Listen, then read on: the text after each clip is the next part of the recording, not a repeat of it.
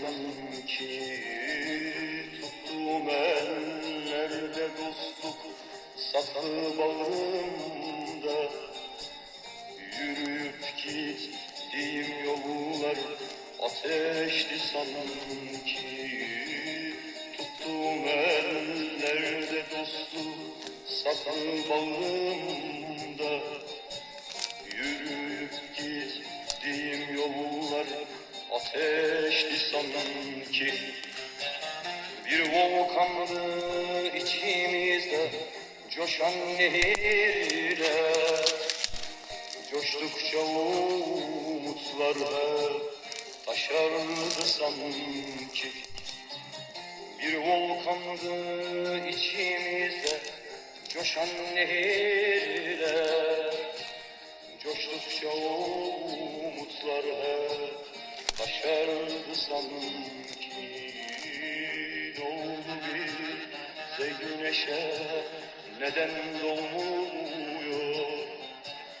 Uzun uzak gecelerde sabah olmuyor. Ne oldu bize güneşe, neden doğmuyor? Uzun uzak gecelerde sabah olmuyor. İşte bizim hikayemiz hep böyle gider. Umutlar hep gecelerde yol olur gider.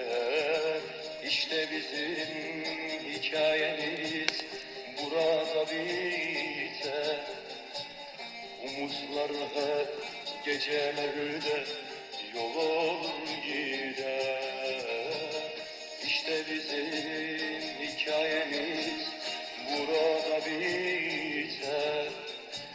Aydınlıklar karanlıkta yol olur gider.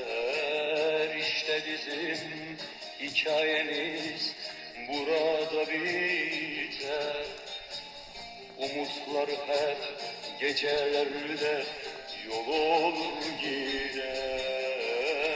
İşte bizim hikayemiz